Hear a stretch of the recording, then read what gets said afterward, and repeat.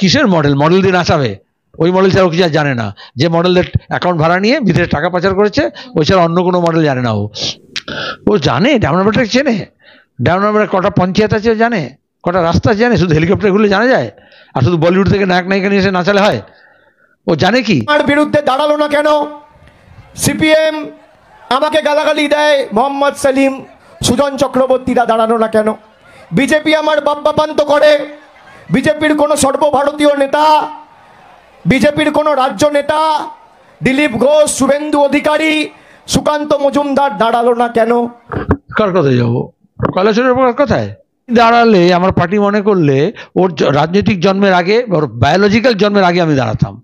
কার সঙ্গে কি কথা বলছে? যতীনবাবু যখন মারা গিয়েছেন তারপর আমি দাঁড়াতে পারতাম।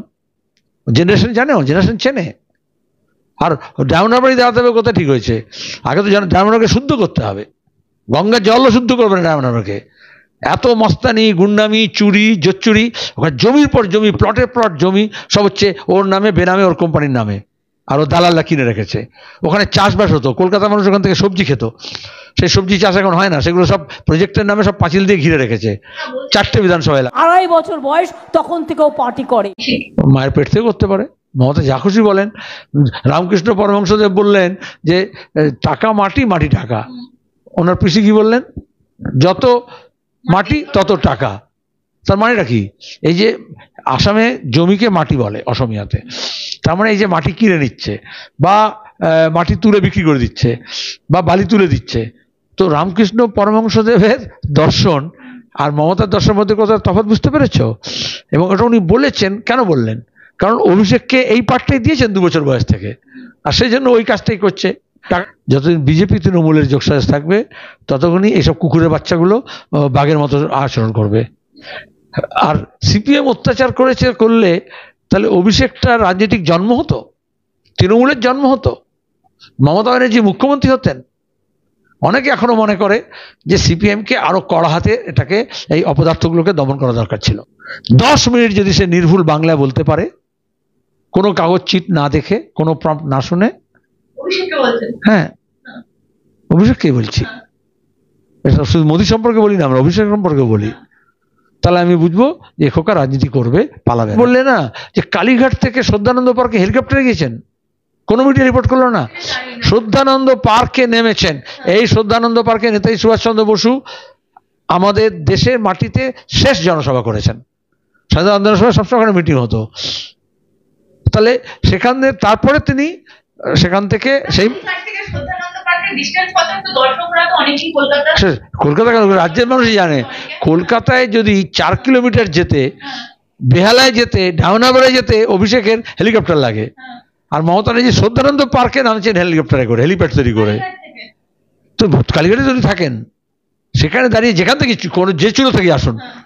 তো কলকাতায় এর আগে, এরপর তো কালীঘাটের বাড়ির উপরে হেলিপ্যাড তৈরি করতে হবে। এছাড়া তো কোনো উপায় নেই, দেখছি না। এটা হচ্ছে বৈভব, ঐশ্বর্য এবং এই যে কালো টাকা, তার প্রদর্শনী। মমতা বন্দ্যোপাধ্যায় বলছেন যে এই মুড়ি চিবাতে চিবাতে অভিজিৎ গঙ্গোপাধ্যায় একটা সাক্ষাৎকার দিয়েছেন, বলছেন কেন মুড়ি চিবাতে চিবাতে কথা বলবেন, মুড়ি খেতে খেতে কেন কথা বলবেন, এটা আপত্তি। অনেক বক্তৃতা। হ্যাঁ, মমতা ব্যানার্জি ক্যাডবেরিজ খেয়ে, স্যান্ডউইচ খেয়ে অনশন করেন, তাহলে ভোটের দিনে মুড়ি কেন খাবে মানুষ? উনি চেয়েছেন যাতে ওনার মতো ক্যাডবেরিজ খেয়ে অনশন করুক লোকে, বা স্যান্ডউইচ খাক। উনি যে কোনো সময় তুমি দেখবে, যেমন রাইটার্সে যে কদিন ছিলেন, গ্রেট স্ট্যান্ডে কি বিল হয়েছিল, গ্রেট স্ট্যান্ডে উঠে গেল শুধু ওনার টিফিনের খাবারের বিল দিতে গিয়ে।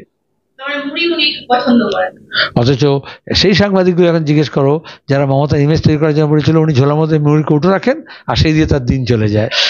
মোটামুটি তৃণমূলের একটা ছিচকে নেতাকেও এত কুকুরের গলার বকলেসের মতো তোমাকে শোনাচ্ছেন দেখবে, তবে তো বুঝেছে তৃণমূল নেতা এলাকায়।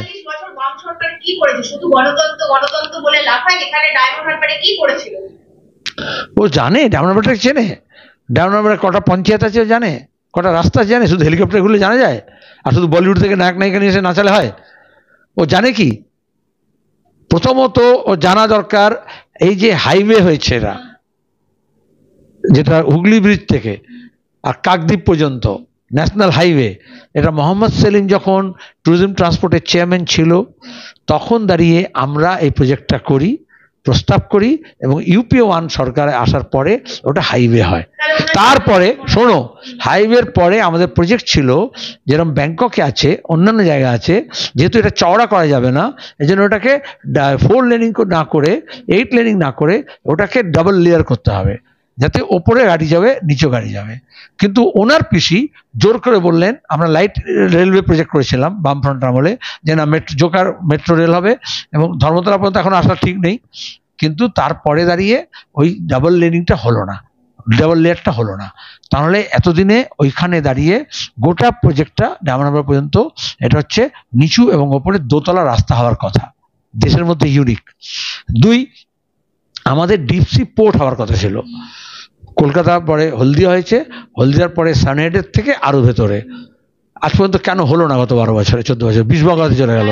2, আমি তো বলছি কেন ডিপসি পোর্ট হলো না কেন? 2, এখনো ওখানে দাঁড়িয়ে এই যে গঙ্গার নাব্যতা বাড়াতে হবে, ড্রেজিং করাতে হবে, নাহলে কলকাতা পোর্ট মরে যাচ্ছে। কলকাতা পোর্ট থেকে ডাউন হারবার একদম সানহেড পর্যন্ত এটা হচ্ছে ওর এলাকা, কনস্টিটুয়েন্সি।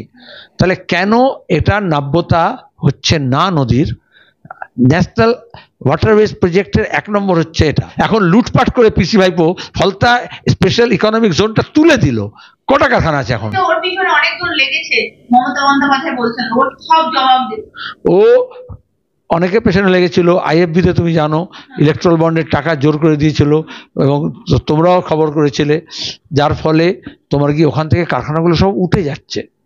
কারণ ও হচ্ছে এমনকি এক যে যারা চাষবাস করছে তাদেরও যে ফসল নিয়ে যাবে, ফসল আনবে, তাতেও তোলা খায় ওর লোকেরা। কিসের জবাব দেবে? আমি তো আমাকে বলেছিল, তুমি বলেছিলে না মানহানি মামলা করবে ওই যে বিদেশে টাকা পাচারের কাণ্ডে, কেন মানহানি মামলা করলো না কেন? কি জবাব দেবে? জবাব থাকলে জবাব দেবে তো, মান থাকলে তো মানহানি মামলা করবে। 80-85 হাজার মিথ্যা মামলা করেছে সিপিএম কর্মীদের উপরে। সিপিএম আমলে কটা মামলা হয়েছে ওদের বিরুদ্ধে বলতো? পরিষ্কার কথা জিজ্ঞেস করছি। এমনকি যখন অ্যাসেম্বলি ভাঙচুর করলো সেই মামলায় তো জেলে যাওয়ার কথা, তার চোখের সামনে তো লোকে দেখেছে ভাঙচুর হয়েছে, কিন্তু দয়ার শরীর মাফ করে দিয়েছে। এখন এই যে উল্টো পাল্টা করছে তখন বোঝা যাচ্ছে যে কিছুটা ঘিলু বেরিয়েছে।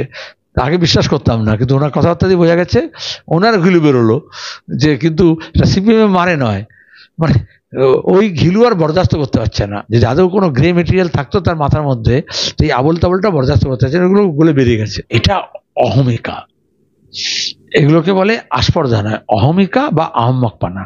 আচ্ছা, মমতা যদি বলতে পারেন কোরআন মুছে যাবে, বাইবেল মুছে যাবে, মহাভারত রামায়ণ গীতা থাকবে না, কিন্তু ওনার নাম আর কাম থাকবে, কেন বলেন? কারণ যে সাইকোফ্রেনটা তাকে ঘিরে রাখে তারা মনে করে আপনি ভগবান থেকে ওপরে, আপনি দেবতা থেকে ওপরে। ওই যে বলেছিল না ওনার মন্দির হবে এবং তারপর দেবতা যাবে। আসলে এরা এই ক্ষমতার জোরে মনে করে যে তারা হচ্ছে একেবারে ঈশ্বর প্রেরিত আর নিজে ঈশ্বর। ভুল তো মানুষ মাত্রই করতে পারে, কিন্তু ভুল হলে লোকে জিভ কাটে, সরি বলে, নাহলে দুঃখ প্রকাশ করে। করেছেন উনি?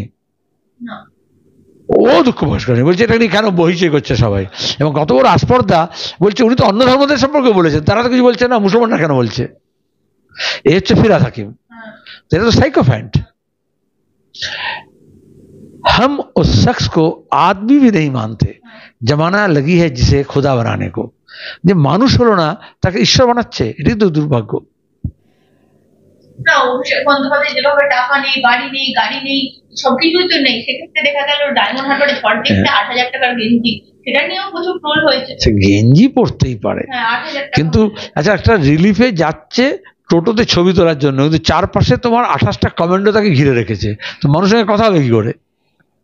এমন একটা ছবি হলো না কেন যেখানে ঝঞ্ঝা বিধ্বস্ত মানুষের সঙ্গে সে কথা বলছে?